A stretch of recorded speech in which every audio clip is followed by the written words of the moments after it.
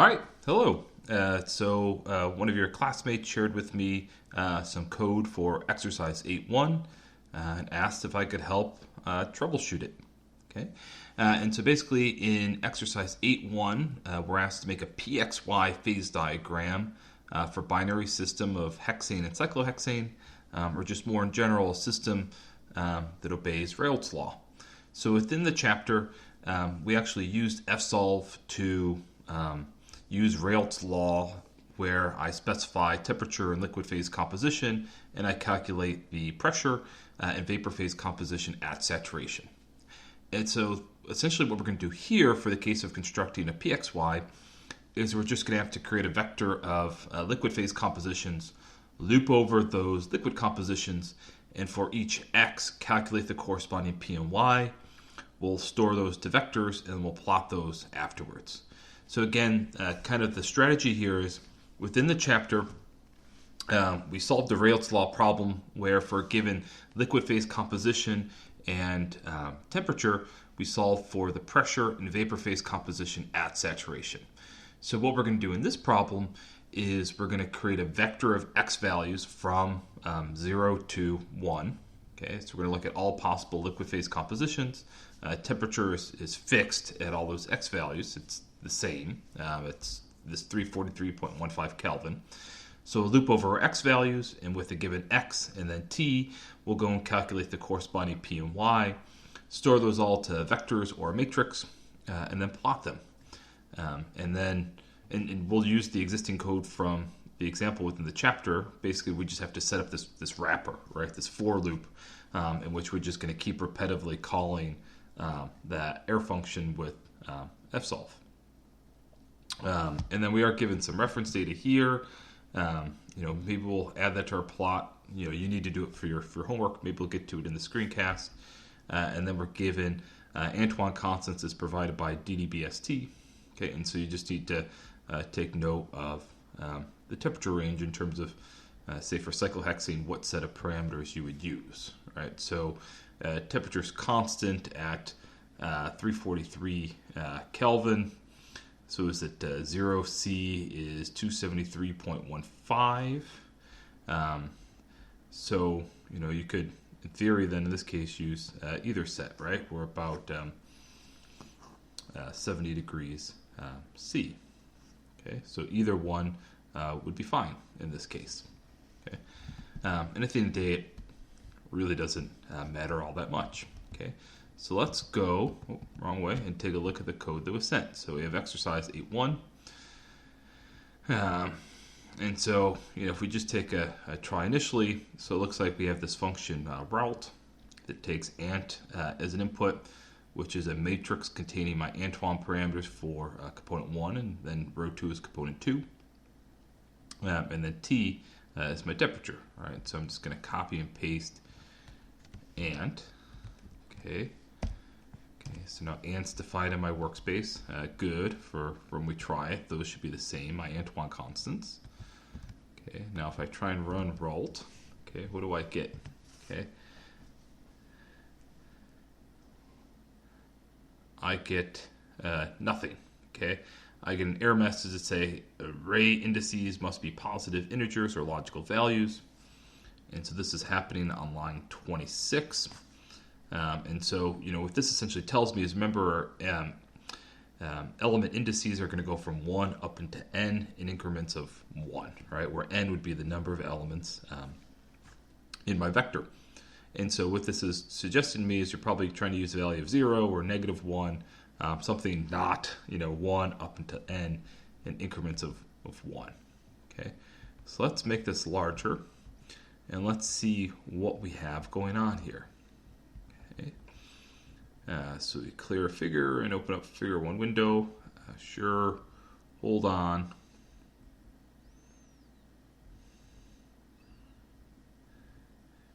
PSAT 1. Okay, so if temperature is constant, then PSAT 1 and PSAT 2 will be constant because they're only a function of T. So looking down, it looks like you call Antoine. Okay, so row 1 of my Antoine constants is component 1, row 2 is component 2. So you go and you compute the vapor pressure, and it looks like you're returning the vapor pressure in units of pascals, based on the conversion factor. Okay, so that looks right. So you're computing PSAT 1 and PSAT 2, creating a vector of liquid phase composition you're going to look at. Okay, that looks fine.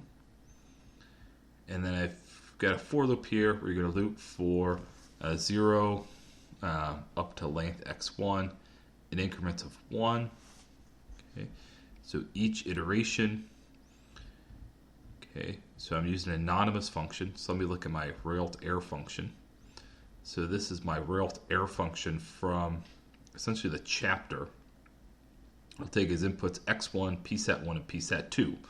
And so, when we say that t is fixed, right, I specify x and t and I solve for p and y. Specifying t, right, is equivalent to then specifying PSAT1 and PSAT2, since PSAT1 and PSAT2 are only functions of temperature. All right, so we're going to pass, each iteration, right? I'm going to pass PSAT1, PSAT2, which I calculated up here, along with the x value for that iteration. And I see the out of bounds issue, but I'm just trying to make sense of everything. Okay, so I pass x1, PSAT1, and PSAT2, so that my railed error reduces to having just a single input. Okay, here it's called y. And then the first thing we do is unpack y. So the first element is going to be y1, the vapor phase composition we're solving for in P. Y2 next to are just 1 minus y1 and 1 minus x1. Here's my error functions, my isostochastic equations, and then returning back those two quantities. Okay, so just looking here, okay, the first issue is that my loop, right, is going to go from 1 up to length x1, right? And you could do 1 colon length x1. That just means you're increasing increments of 1, which is the default, right? But including it there is good for clarity. Okay, that way we make sure we start with the first element, the first iteration. And then before I use fsolve, I need initial guesses of y and p. And so here you're just getting an estimate of y and p. Here, in theory, this is the p, since we have an ideal solution. Okay, but we're going to include in our solution, right? I could do a bubble p calculation. In the next problem where p is fixed and I'm asked to calculate txy, then it's not quite so straightforward. But sure, okay. So then res is going to be fsolve of air fun with that initial guess. If I go down to air fun, well, it's rail to air. Air fun is the anonymous function after I pass x1, PSAT1, and PSAT2 it. So what it's returning back, the order of our variables, first element is going to be y1, and second element will be p. So res, okay, first element's y, second element's p.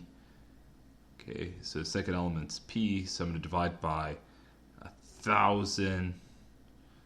I'm going to divide by 1,000. Oh, because remember, pressure here is in pascals, so it's going to be a pressure in pascals, converting to pressure in kilopascals. So this is converting P to kilopascals. Okay. Cool. So that's fine. Okay. And then if I look here, after the for loop, we have a plot x11 comma res2. Okay. And so what should happen if I run this, my guess is I get a single point. And my issue here is that x11 would just be the first element of x1, which would be 0. And res2 is going to be the pressure from the last iteration. So it'll be the P at x1. Okay, so it'll give me a single point, and it's, right, do I get a single point? Yeah, should have a single point at, well, let's see. Again, fsolve air. Fsolve air, undefined function or variable n. line 54.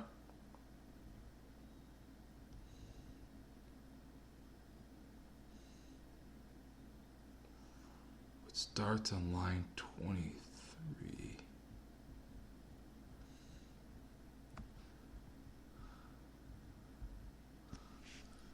Unknown variable n.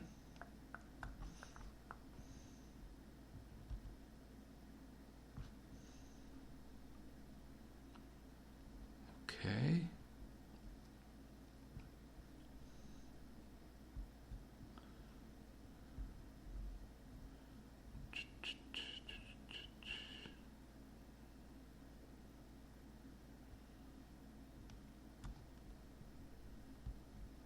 Okay, hang on, we got this.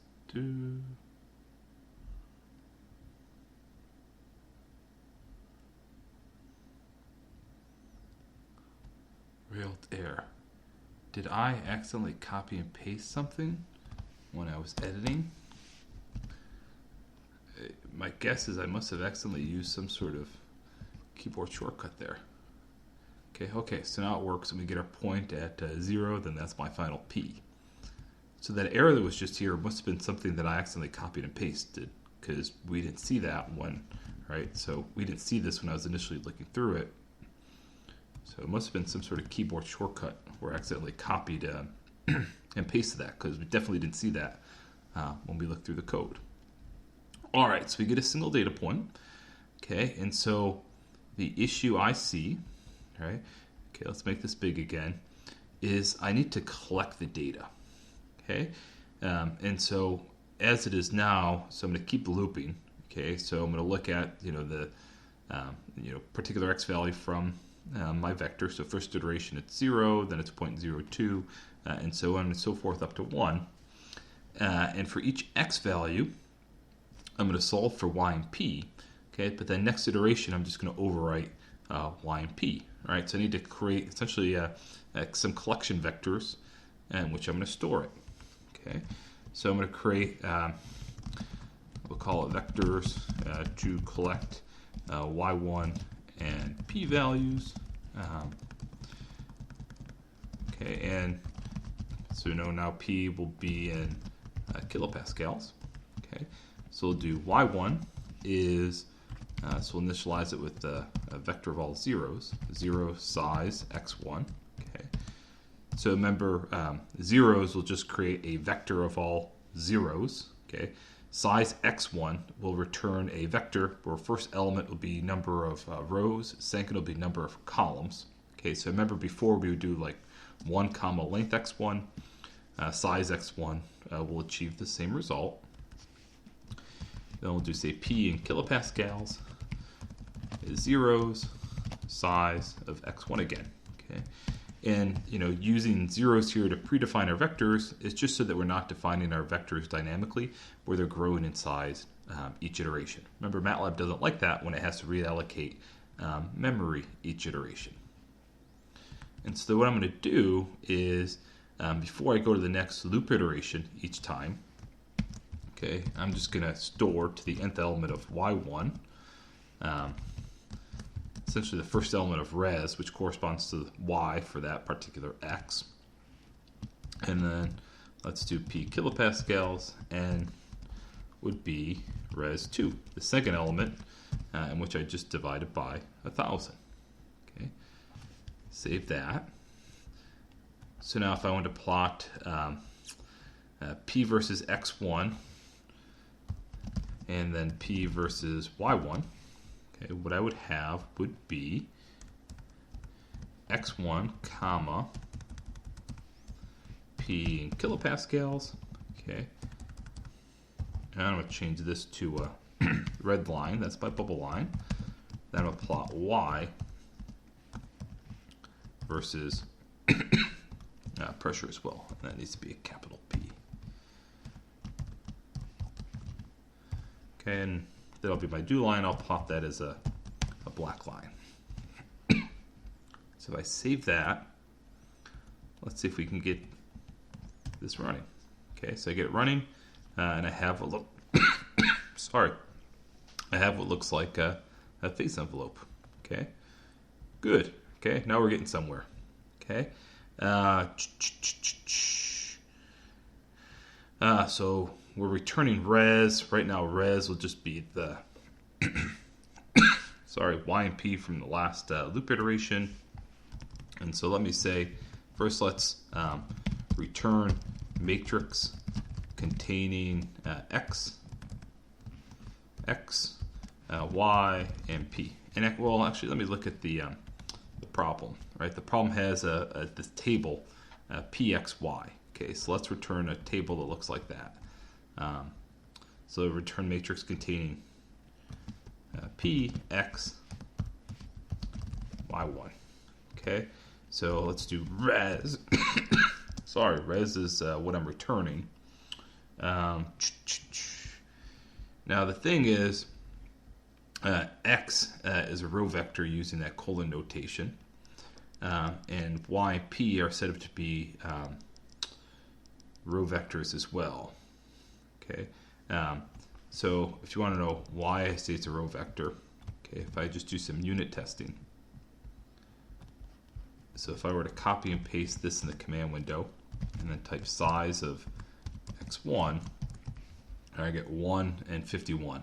So x1 is a vector. It's a row vector because it has 1 row and 51 columns. Okay. Now, when I look at, sorry, hold on, the wrong keys. When I look at this table, P, right, I don't want it to be a row vector, I want it to be a column vector, right? I want it to go up and down rather than side to side. And so how you flip it to go up and down rather than side to side is via the transpose operator. Okay, so if I return a matrix containing p, x, y, set up to be like a table as it is in the problem statement. Okay, I'm going to use brackets, so I'm going to pack up into a matrix. Okay, so first column, okay, it would be p transpose. Okay, so p is a row vector, p prime. Okay, and I need to do p underscore kilopascals. Okay, we'll take my row vector and make it a column vector. It'll transpose it. Okay, then I'm going to do it should be a comma. So comma means next row or next column. Okay, so this is column 1, comma. I'm going to the next column. Next column will be x1, okay, transpose, and then next will be y1 transpose. All right, so essentially I'm just stitching those 3 vectors together. Okay, cool. Okay, so now to test this out just to see what it looks like. Okay, if I run my code again, okay, I get my plot, and then I also have a nice little matrix, right? A table where I have, come on, P, well, I guess you have a lot of data, but it's a table in which you have P, X, and Y, okay? All packed up as a single matrix. The other thing you just as well could have done is instead of res here, right, you could have put in brackets PXY, but then when you called it, if you wanted all 3, you would have to call them as such, and you would have gotten 3 vectors. Okay, so I kind of like the matrix, but that's just personal choice. Okay, cool. All right, but now let's soup up our plot. Let's add a title. And so the title of my plot will be, what is it, cyclohexane, hexane, hexane, cyclohexane. Ooh. So we have hexane is component 1, cyclohexane, component 2. Okay. Oh, and I can actually at, need to put an at, and that's 343.15 Kelvin. So we had X label. So X label was, well, it's just X1. Let me just check, 343.15 Kelvin. So X label would be X. I'm going to do a _1. It should be a subscript 1. Y label, I'll do a Y _1. No, X label is Y1 or X1 or Y1, right? It's X or Y. Or you could put a comma. It doesn't really matter. So X1, comma, Y1. And then Y label would be P, Okay, and that's going to be in units of kilopascals. And then the last thing I'm going to do is you should do a save fig or print. Okay, so I'm going to do a -d EPSC, and I'll call this hexane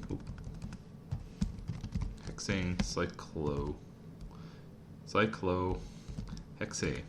It's late, I'm getting fuzzy. Cyclohexane, and they'll just say PXY. Okay, bam. So now if I save this, okay, and run it, and I'm going to suppress the output this time. Okay, we'll say like PXY. I'm going to create this variable PXY, or matrix PXY, is a result of that calculation. Okay, so now I get my plot pressure, X1 and Y1. There's my title up top, PXY here. Now I have a 51 by 3, right? And you could kind of do some cool things. So if I were to double click on it, it should open up in my variable window, right? It looks just like something I could copy and paste to Excel, right? So that's kind of cool and groovy if you like Excel. And then the other thing is you'll notice over here, now I also have an image, all right? So I like EPSs, okay?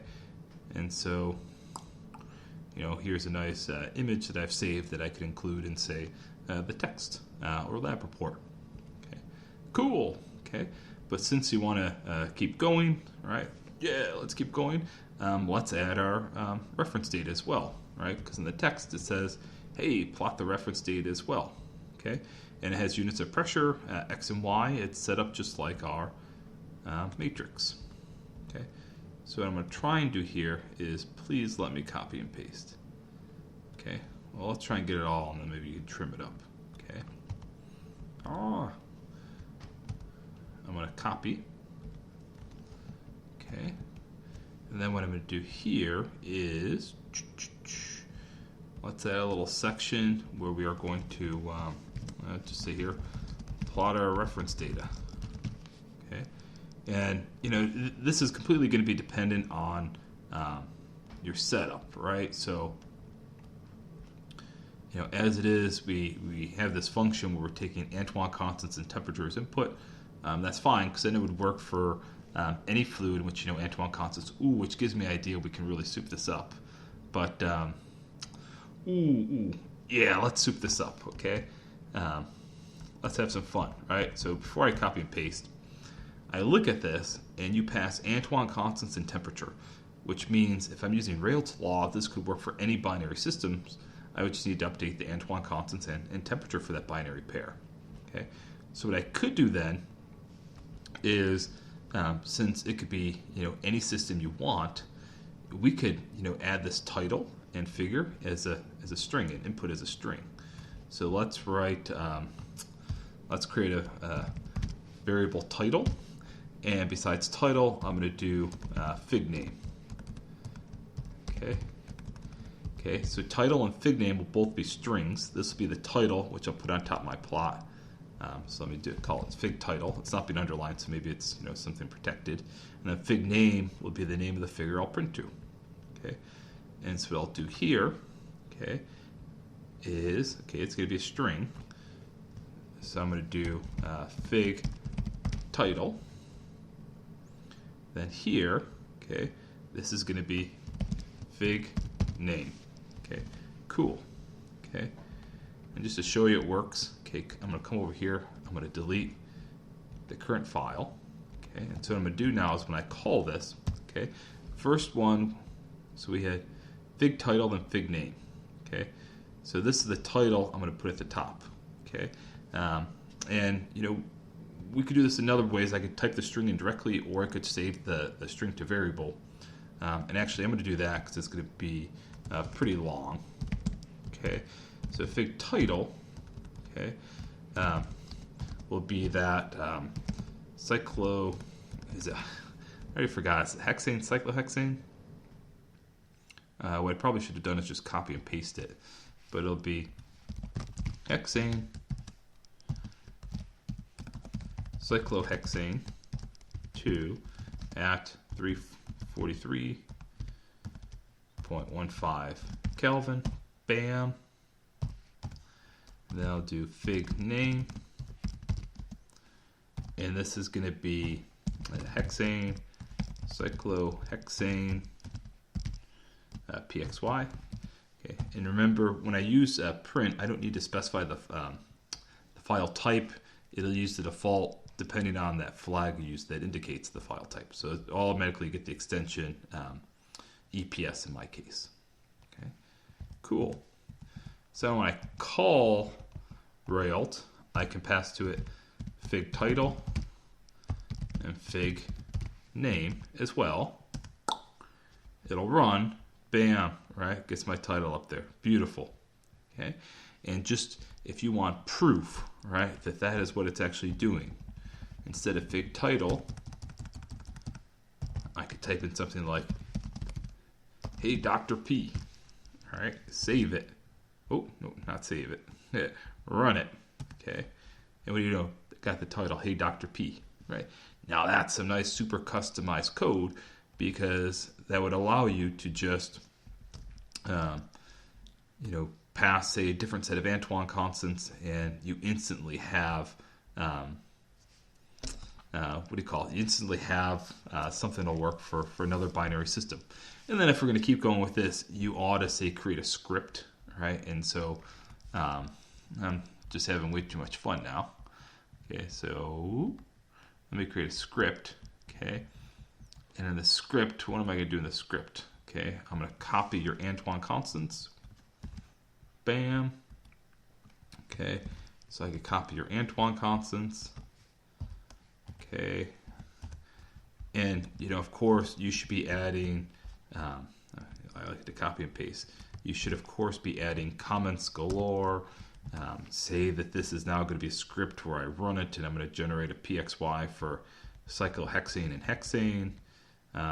You should add all of that, right? Those are definitely things that you should do. Okay, I'm just not in the interest of time. Okay, but the benefit of doing that is, now I have this general function, okay, that'll work for any set of Antoine constants. It'll generate a PXY using Rails law for any binary system at any temperature, and then I can even customize, the title added to my figure and the name of the figure, and so it really gives you some extreme flexibility, right? And so what you would do then is you have the script, right? The script would correspond to a particular case, right? Antoine constants for this case, titles for this case, and then we're even going to add our reference data. Okay, and you could document where the reference data is from, right? It's from DDBST. It's given on here. Okay, what I'm going to do is I'm going to copy and paste this. Okay, and let's just call this like ref PXY. Okay. And what happens? Oh, that does not look good when I copy and paste. Okay, but can I work with this? Nah, not quite what I was hoping for. Come on, it should work.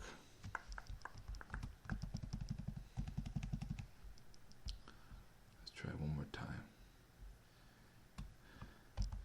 The way it's copying and pasting isn't what I thought. Okay, but that is okay. We can do this, right? So what I'm going to do is I'll do how do I want to do it?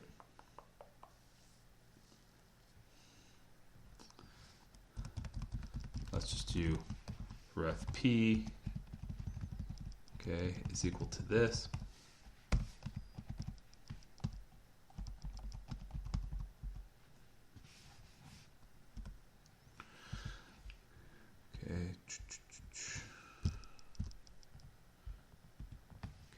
So when it's on another line like this, by default, it'll be a column vector.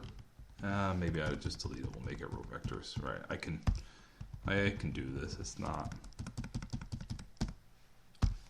the end of the world. Okay.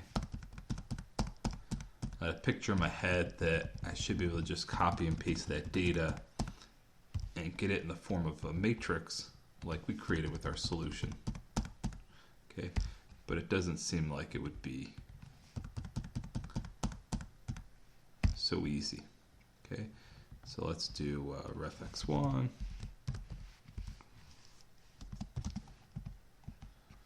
Bam. Okay. Sorry, this isn't too entertaining. Okay. But this is me actually at work. No rehearsal, no practice.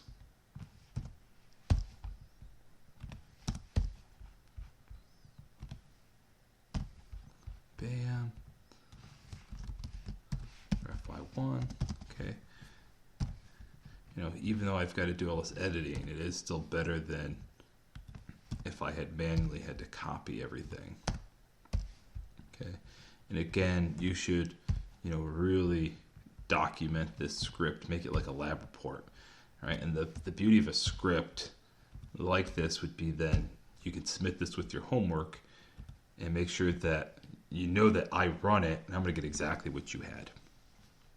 Okay, so have that reference data. So you know, I'd call this script something like